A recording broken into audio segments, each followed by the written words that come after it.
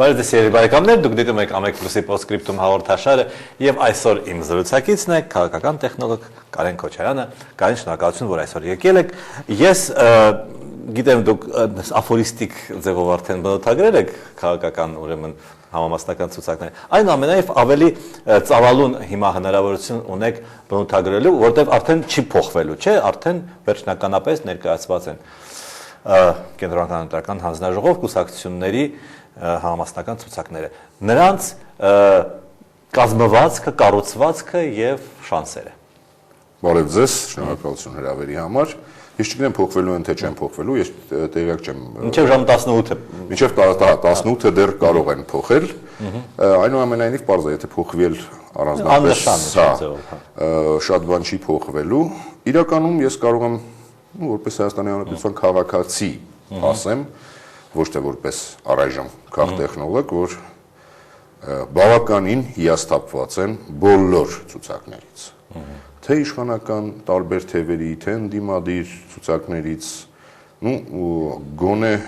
ինձ համար անհասկանալի է այն, ինչ որ խոսում էին երկու թևն էլ, թե իշխանությունը, որ ասում էր պետք է երիտասարդներ, պետք է հանել, հա, բաներին, գործարարներին, օլիգարխներին, ասվեց։ Հասկանալի է, որ երբ որ ասում են ցուցակում չկա, թեև դեռ վիճելի է կան թե չկան, որովհետև եթե գործարար տղամարդ չկա, բայց գործարար կին կա, դա դեռ չի նշանակում, որ գործարար չկա ցուցակում։ Մեկ եւ երկրորդն էլ գոնե այն սպասելիքը, ես ասում եմ, դա իմ անձնական կարծիքն է, կարծում եմ Facebook-ի արձագանքներից, ընդհանուր արձագանքներից, կարծում եմ հասարակությունն էլ գոնե ինչ-որ մի հատված, բավականին ստվար հատված կողմ է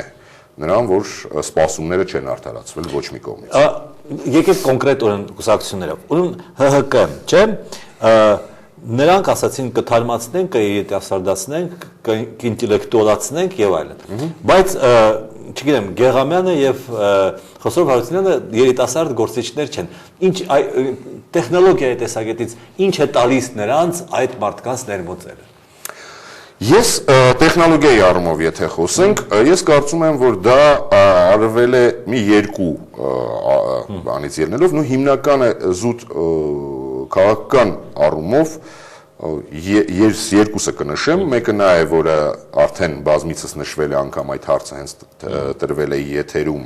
որ կոնկրետ այդ մարդիկ, այդքան Խոսրով Հարությունյանը չի ասի, բայց Հայկ Բաբուխանյանը եւ Արտաշես Գեղամյանը գնում են ավելի շատ ՀԱԿ-ի հետ կռիվ տալու, որպեսզի հանրապետականը ավելի մաքուր մնա եւ հանրապետականի այդ թևը, հա, ինչ որ այն թևը, որը որ բուն հանրապետականներ չեն, ՀԱԿ-ի հետ կռիվ տան, եւ երկրորդը ես կարծում եմ նախագահական ընտրություններից առաջ փորձ էր արվում կոնսոլիդացնել բավականին լայն դաշտ։ Այդ թվում նաեւ հա նախկին ընդդիմադիր։ Այսինքն դա ուժեղ կրակոց է, դա խալաստոյ, այսպես ասած։ Ես կարծում եմ, ես ՀԱԿ-ի հասցեին, իհարկե, դա նույն հանրապետականում կան շատ ավելի, ես կարծում եմ, լուրջ եւ ավելի ինտելեկտուալ քան նույն այդ մարդիկ են, որ կարող էին ՀԱԿ-ի հետ, այսպես ասած, քյալլա տալ։ Չեմ գտնում, որ այդ ավելի շատ, եթե դա է պատճառը, դա ավելի շատ ՀՀԿ-ն ինքը իրեն նսեմացրել է, քան փորձել է դրանով հարց լուծել։ Եվ ինչ վերաբերվում է երկրորդ հատվածին, որ ուզում են կոնսոլիդացնեն, չեմ կարծում, որ դուրս գրած, հա, ինչ որ գործիչներով պետք է կոնսոլիդացնեին դաշտում, հատկապես երբ մենք անընդհատ խոսում էինք վերջի 2-3 տարին, որ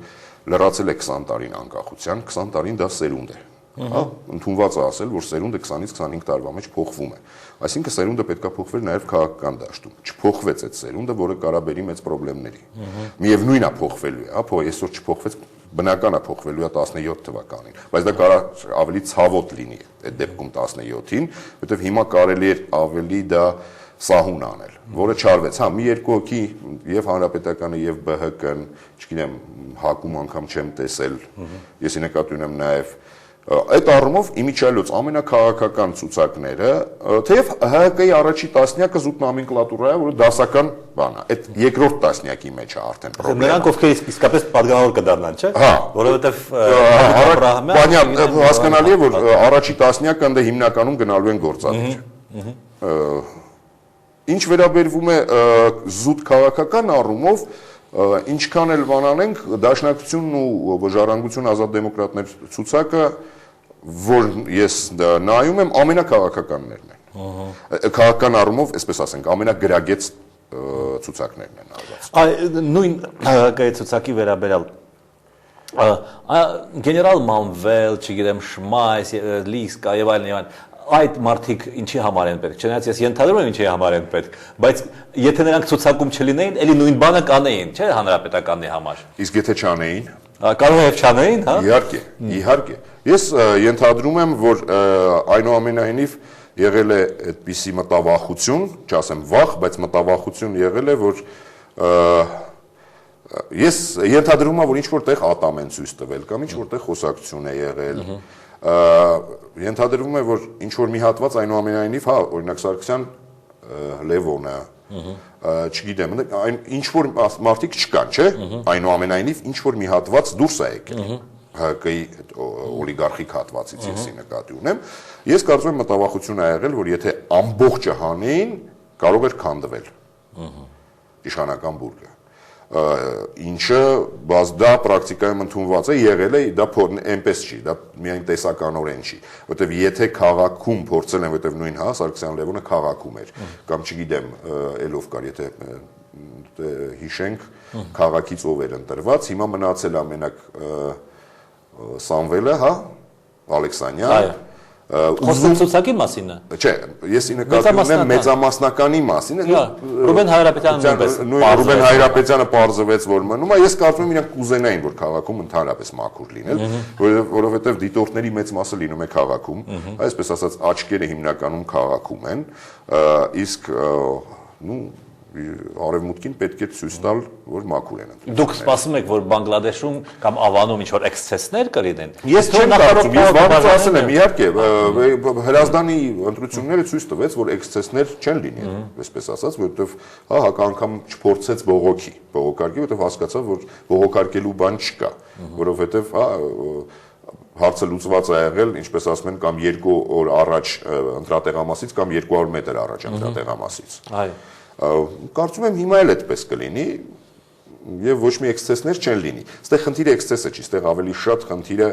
հասարակական ընկալման առումով է։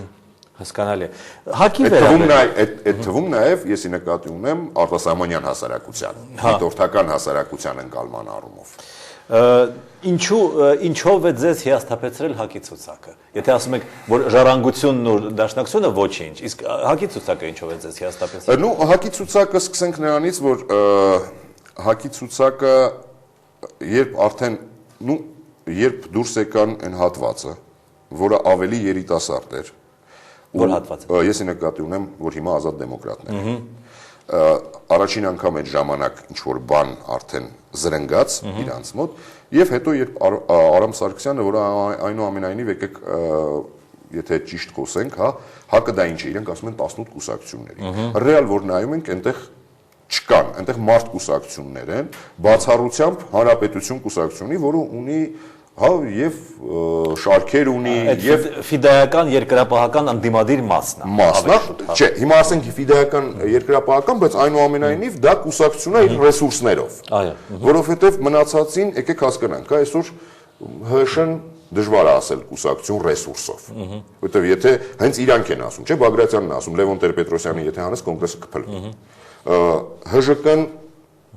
Ստեփան Դեմերճյանից ու Գրիգոր Հարությունյանը միգուցե երկրորդն, ես երրորդ մարդ արդեն էլ չեմ ճանաչում ՀԺԿ-ից։ Հա, այնտեղ չգիտեմ, լիբերալ դեմոկրատականն է, այնտեղ Դե պարզ է, այսինքն ամեն մեկը մի հոգի։ Հիմա տեսեք, եթե Արամ Սարգսյանն էլ հայտարարում է, որ ինքն էլ է դուրս գալիս, ինքը հայտարարել է արդեն, որ մանդատը դնելու է եւ մնացած ոչ մեկ էլ չեն մասնակցել։ Ընտրություններից այսպիսի բան հայտարարելը դա տեխնոլոգիայի տեսակետից լավ չի, չէ՞։ Լավ չի, պարզապես ես կարծում եմ այնտեղ ինքը դուրս կգար։ Ես համոզված եմ, որ ինքը դուրս կգար, այստեղ ուղղակի մարդկային հատկանիշները թույլ չտվեցին, ինչպես նաև քաղաքական այսպիսի մի բան կա, որ պետք է ցիկլը ավարտվի։ Ինքը սկսել է ցիկլը 2008 թվականին պաշտպանելով Լևոն Տեր-Պետրոսյանին, փորձում է հասցնի ցիկլը իր տրամաբանական ավարտին, այսինքն ընտրություններին, որից հետո ես համոզված եմ, որ դուրս կգա հանրապետությունը հակից։ Իսկ Լևոն Տեր-Պետրոսյանը դուրս չի գա, ինքն էլ ունի չէ ցիկլը ավարտելու խնդիր։ Իր ցիկլը ես չգիտեմ հիմա է ավարտվում թե նախագահական ընտրություն։ Բայց նախագահականին հաստատ ավարտվելու է, չէ՞։ Նախագահականին ավարտվելու է, իհարկե ավարտվելու է։ Լավ, չկա ինչ-որ երկվություն հակի մեջ, այնուամենայնիվ կա այնտեղ, սոլիդ, այսպես ասած, դասական մաս եւ կա ռադիկալ մաս։ Նրանք ավելի նպատակարար չէր, որ նրանք անջատվեին իրարից։ Գիտեք ինչպես է, եթե մենք հիմա դիտարկենք էլեկտորատի առումով, ապա երկխոսությունից հետո իշխանությունների հետ ամառը կայացավ հակ իշխանությունը այդ երկխոսությունը երբ սկսեց, բնական է, որ էլեկտորալ առումով ռադիկալ հատվածը անջատվեց։ Ինչը ցույց տվեց սեպտեմբերին կայացած այդ միտինգները, որտեղ հասկացան, որ արդեն չկա այն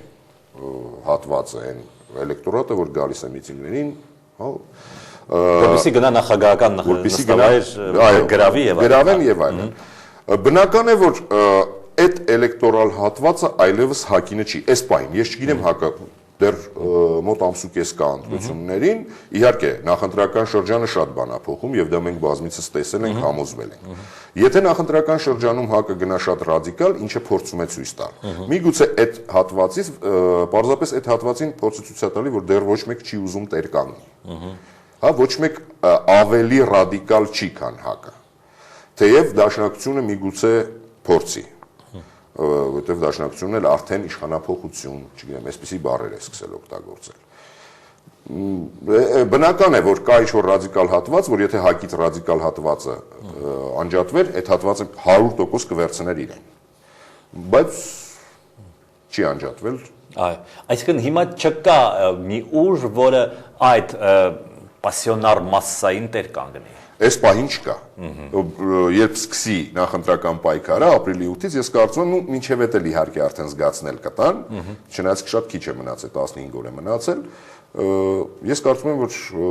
ինչ որ մեկը կփորձի այնուամենայնիվ, որովհետև բոլորն էլ թրծված քաղաքական ուժեր են, բոլորն էլ հասկանում են, որ չի կարելի մի հատված, որը բավականին թվեր չասեմ, ես չեմ սիրում սոցիոլոգների նման անիմաստ թվեր կրակել, բայց համենայն դեպս մի ստվար զանգված այդ ռադիկալ կա,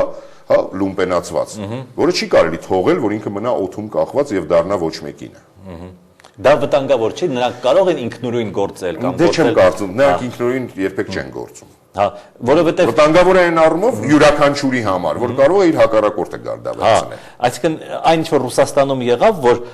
վне системная оппозиция, ոչ համակարգային оппозиция։ Այսինքն ես ոչ Զյուգանովին եմ, ոչ Ժիրինովսկին եմ, ոչ Պրոխորովին, ես պարզապես արդար ընտրությունների եւ այդ Նավալնին եւ այդ Նավալնի բան չկա Հայաստանում։ Առայժմ չկա, կարա լինի, որովհետեւ վне системնի չի, դա բավականին սիստեմնի է։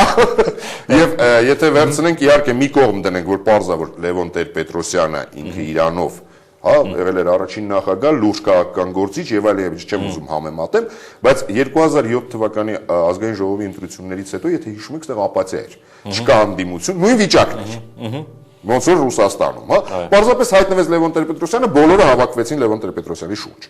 2007-ի արդեն սեպտեմբերի 21-ից հետո։ Այո։ Հա, չլիներ, այստեղ էլ ինչ որ մեկը տես ծնվելու էր Նավալնիա տիպի։ Հիմա կա այդ անհրաժեշտությունը նման։ Դա կպարզվի ազգային ժողովի ընտրություններից հետո։ Ես կարծում եմ Հայաստանում երբեք ազգային ժողովի ընտրությունները չեն լինում, իրենք ավելի պալիտրայով են, հա, գույնս գույն են։ Այո։ Որովհետև մենք քիչ ենք ու մենք հայ ենք։ Այո, այո։ Բոլորը ունեն ընկերներ, բարեկամներ, այդտեղ չի սրվում, սև սպիտակ չի դա։ Սև սպիտակ ընտրություններ, եթե ուշադրություն դարձնեք, սկսած 95 թվականից, հա, եթե մենք վերցնենք, անգամ 90-91 թվականից, թեև 90-ը մի քիչ ուրիշ է։ Նախագահական բոլոր խնդիրները առաջացել են նախագահական ընտրություններից հետո։ Ազգային ժողովի ընտրություններից հետո երբեք խնդրեմ չի եղել։ Այսինքն միգուցե դուրս են եկել, ճվճվացել են, գնացել են, մեկին բռնել են, մեկին ծեծել են, մեկին, բայց գլոբալ առումով դա չի բերել էքսցեսների։ Իսկ նախագահական ընտրությունները միշտ թե 96-ին, հա, որը ազգային ժողովի հայտնի հետ պատմությունը դարավ։ 98-ին պարզապես Կարեն Դեմիրճյանը չսրեց։ Թե չէ, եթե սրեր այնտեղ էլ կարար շատ լուրջ խնդիրներ լինել։ Իմ թվում է ամենաանարդար ընտրությունները հենց 98 թվականին։ Համաձայն եմ, բայց դա արդեն բան, նույնը ոնց որ եւ հետո իր տղան Ստեփանը Դեմիրճյանը 2003-ին չսրեց։ Հա, բայց 2008-ին արդեն Լևոն Տեր-Պետրոսյանը սրեց, այսինքն բոլոր էքսցեսները եւ բոլոր հնարավոր խնդիրները, եսի նկատի ունեմ ներքին քաղաքացիական պատերազմ կամ չգիտեմ ինչեր, բախումներ, դա եղել են միշտ նախագահական ընտրություններից հետո։ Ուրեմն եկեք պատկերացնենք, խորհրդարանական ընտրությունները տեղի ունենան։ Եկեք ռեալ պատկերացնենք, հանրապետականը կնվաճի մեծամասնությունը, մնացածը ավելի քիչ ձայներ կստանան։ Իդեպ ԲՀԿ-ի մասին չխոսեցինք։ Այդ ցուցակի մասին ինչ կարող եք ասել։ Ցուցակը փորձվել է ավելի քաղաքականացվել, հա, փորձ է արվել, ես կարծում եմ, բայց անհաջող շատ, որովհետև երբ որ տեսնում ես մարդիկ, որոնք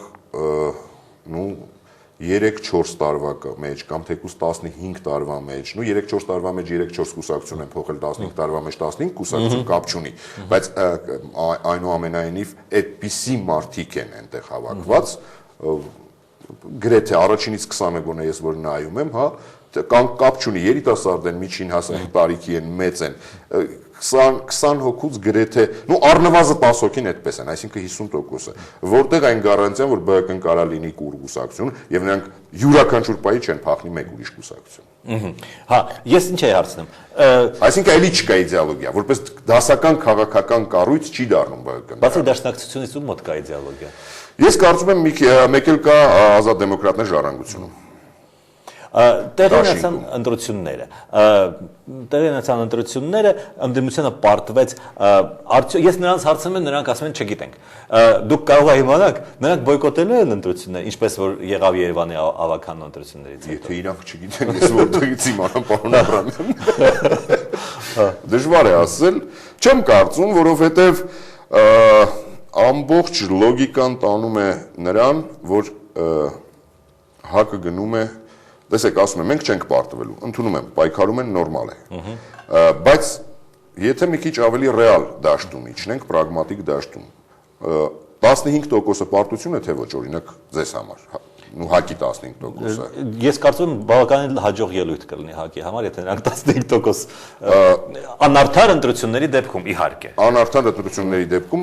ասենք հավաքեցին 15%, ունեցան 15-17 մանդատ, 13 կապ չունի։ Ստացվում է, որ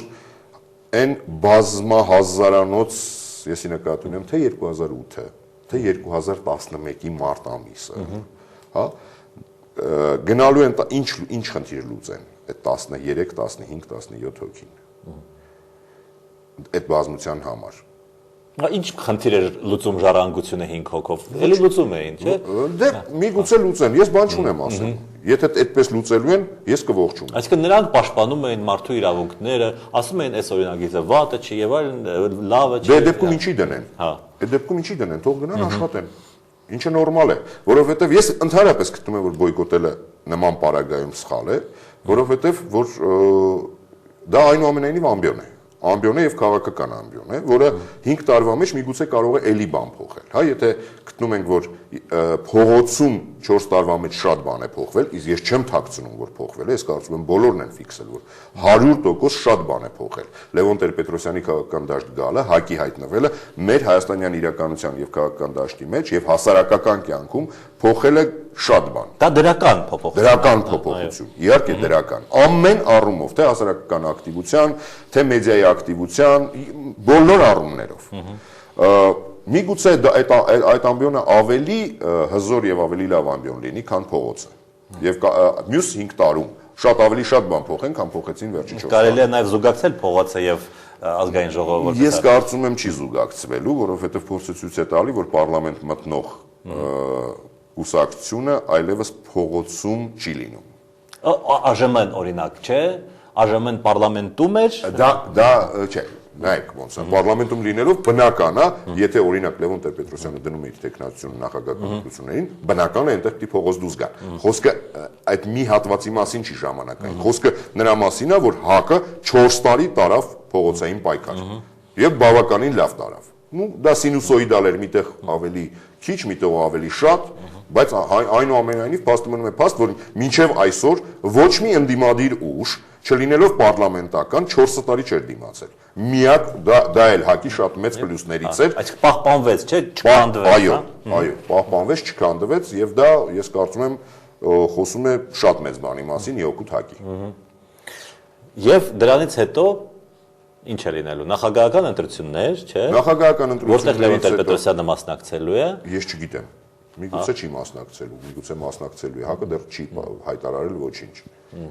Եթե մասնակցի, բնական է, կարծում եմ մի քիչ ավելի լինենք ռեալիստ, լինելու է այն ինչ եղավ, Աստված մի արածցե լինի մարտի 1 իհարկե, ես նկատի ունեմ տոկոսներով եւ այլն, որից հետո կլինի մի քիչ էլ բան ու էլի կմարի։ Արդեն որպես պարլամենտական կմնան, էլ փողոց դուրս չի գա հակը երբեք։ Երկրորդ նախագահի գործոնը, որի մասին շատ է խոսվում, նա ակտիվորեն չի մասնակցում բացահայտորեն հրապարակային քաղաքականությանը, բայց այնուամենայնիվ թե ԲՀԿ-ն եւ թե Դաշնակցությունը ինչ որ չափով կապում են նրա հետ։ Այս 1 տարվա ընթացքում մայիսից հետո հնարավոր է նրա բացահայտ ակտիվացումը։ Գիտեք, ես փորձեմ հիմա նորից իմ ոճով ասեմ, ես այն օրը մի տեղ ասեցի, որ եւ ՀԱԿ-ը եւ ԲՀԿ-ն եւ ՀՀԿ-ն ցուցակները կազմվել են նախագահականում։ Պարզապես ՀԱԿ-ը առաջին նախագահականում, ԲՀԿ-ն երկրորդ նախագահականում, իսկ ՀՀԿ-ն երրորդ նախագահականում։ Ես կարծում եմ սրանով ամեն ինչ ասված էր այդ առումով, որ եթե ԲՀԿ-ն հավաքի շատ ձայն, իհարկե ակտիվանալու է։ Եթե չէ, գնալու է կոալիցիայի ՀՀԿ-ի հետ եւ չեմ կարծում, որ կակտիվանա։ Իհարկե, եթե չլինեն աշխարհաքաղաքական խնդիրներ կապված Իրանի հետ, դա կրկին ասեմ Աստված մի արածցե, կարող է շատ բան, մենք չէ։ Չէ, մենք Ամերիկան բնականաբար։ Մենք պարզապես դառնանք, կիզակետում լինենք այդ բաների, այդ դեպքում արդեն շատ բան կարա փոխվի ու անգամ պատկերացնել թե ինչ կլինի, միևնույն է ոչ մեկ այսօր չի կարա դա ասի։ Ռուսաստանի գործոնի մասին ասում եք աշխարհաքաղաքական, հա, Ռուսաստանի համար այդքան կարևոր է առաջին նախագահն է, երկրորդը թե երրորդը։ Ըստ էության նույն քաղաքականությունը չեն վարում չէին վարում երեքն էլ։ Ըստ էության նույնն են վարել։ Մի քիչ էս կողմ, մի քիչ այն կողմ, այստեղ զուտ արդեն բանի խնդիրն է եղել։ Հա, լուֆտի խնդիրն է եղել, մեկը մի քիչ շատ է պահել, մեկը մի քիչ քիչ է պահել, բայց այնուամենայնիվ պահել են։ Մեկը անձամբ ինքը չի պահել, օրինակ պահվել է այն ժամանակ, հա, պաշտպանության նախարար Վազգեն Սարգսյանի միջոցով է պահվել Ռուսաստանի հետ կապը, չգիտեմ, մյուսը անձամբ է պահել, երրորդը մեկ ուրիշի միջոցով է պահում, բայց պահվում է իհարկե այդ կապը եւ ավելի։ Այսինքն հնարավոր է որ Ռուսաստանը խիստ շահագրգռված լինի, որ այս խորհրդարանական ընտրություններում այդ դժվար թե կամ նախագահական ընտրություններում ինչ որ մեկը անպայման հաղթի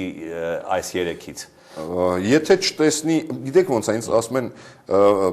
մենք այնօրն էլ մեկը հարցրեց, ասում է Սերժ Սարգսյանը տանում է Հայաստանը դեպի արևմուտք։ Ես ասեցի, որ մարդ, որը որ ստորագրում է 49 տարով երկարաձգել Ռուսաստանի հետ զորքերի տեղակայությունը Հայաստանում, ես չեմ կարող պատկերացնել ոնց է տանում արևմուտք, եթե ստորագրում է 49 տարով։ Այսինքն օտարների վրա, այդպես Запад нам поможет կամ Россия нам поможет, այդպես բաների վրա պետք չի հույս տանել, չէ՞, մեր քաղաքական ուժերին դուք խորհուրդ չեք տա։ Ես խորհուրդ կտայի չտայի, դա փաստ է։ Միևնույն է դնում են դրա վրա խաղում են, դրա վրա PR են անում,